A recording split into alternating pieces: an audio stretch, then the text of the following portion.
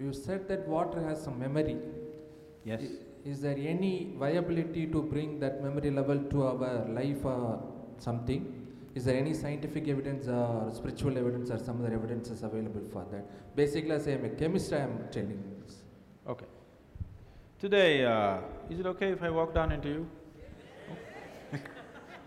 Today, particularly in the last 4.5 years, phenomenal amount of research has gone into water and its water potential. This started off inadvertently because of the way the usable water in the world is receding per person. In India, for example, in 1947, doesn't like me. In 1947, how much water an average Indian had, potable water? Today, we have only 20% of that.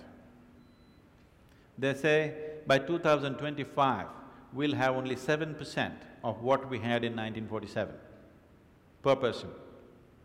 Per capita water, only that much will be available. So because of this, lot of research has gone into water.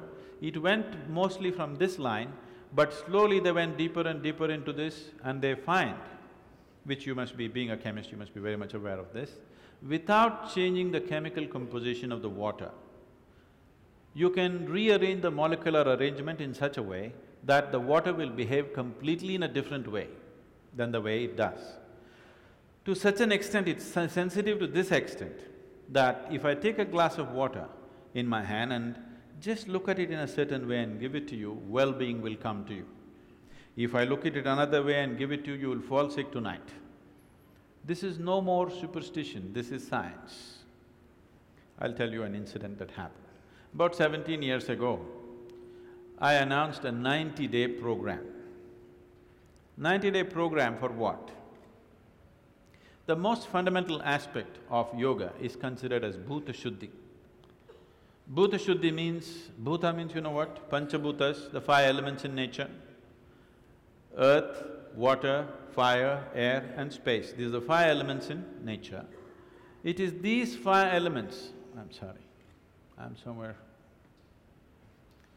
It is these five elements which is the basic components which make this body, which made this planet, which has made the whole universe, isn't it?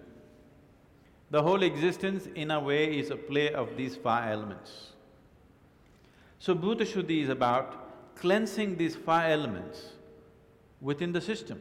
How these five elements behave within me will determine the quality of who I am. Based on this, the basic form of yoga is just Bhuta Shuddhi, everything else is an outcrop of that, taught in various bits and pieces by many people without understanding the homogeneity of what it is.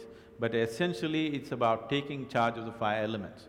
You practice Bhuta Shuddhi for a certain period of time and you achieve what is called as Bhuta Siddhi. That means you have total control over the five elements. To such an extent, there is any number of incidents where at the time of death or at the time of leaving their body, a yogi goes into a room, people lock it from outside, he goes in and after a few days they open and he's just not there because he dematerializes himself.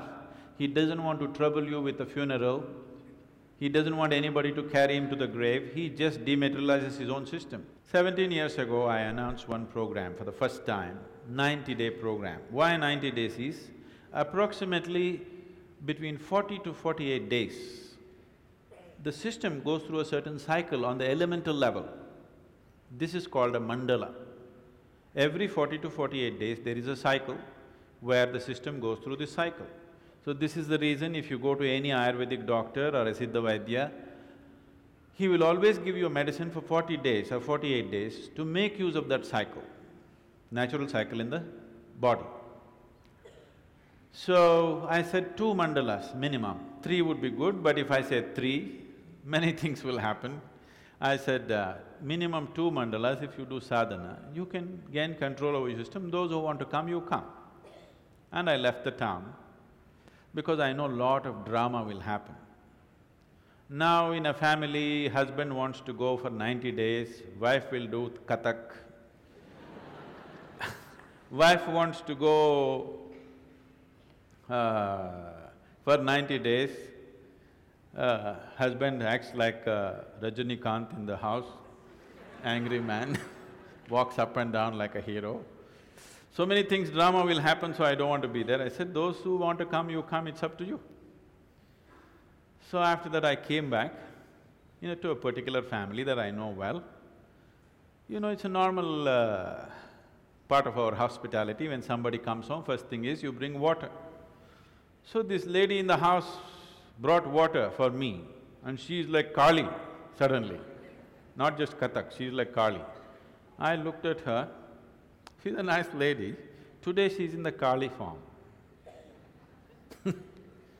So I looked at her and she offered water to me and I said, Amma, I don't need this water, I don't need to drink this water. You are like Kali right now, I don't need Kali's prasadam right now, I'm fine. She said, why, will I poison it? I said, no, you don't have to poison it, it's already done. Then I told her, you take a sip from this glass. She took a sip from the glass. Then I said, give me the glass to me. I held it in my hands for 2 minutes and I just gave it to her. You drink it now. She drank one sip and burst into tears and started crying. She said, it's sweet. I said, that's all the difference it is. Now your body is over 70% water. If the water in this system behaves in a sweet manner, will you be at least 70% sweet? If the air and earth behaves sweetly within you, will you be at least 90% sweet? Space is never bothering anybody, isn't it? So, the essential science of yoga is about bhuta shuddhi, taking charge of the elements within the system. Once you have control over the elements in the system, you can also influence the elements around you. Essentially, your whole work with life, your whole work in the world is just with the elements always, in a very basic form, isn't it?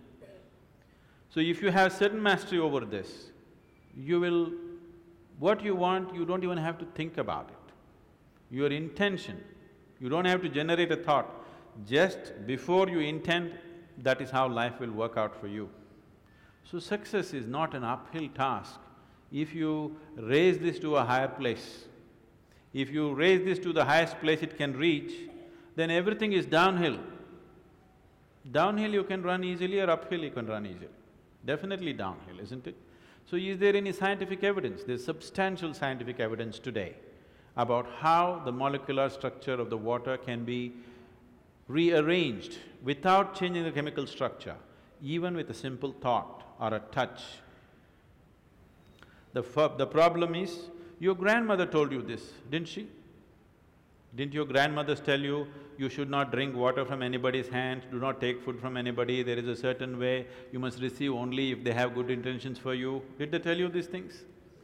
But when your grandmother said it, the problem is if it goes from the east, it is superstition. If it comes from the west, it becomes science. That's where it is.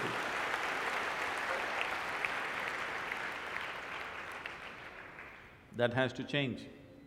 Your generation of people, that's your responsibility to change that. That even if it goes from the east, if it is science, it's science.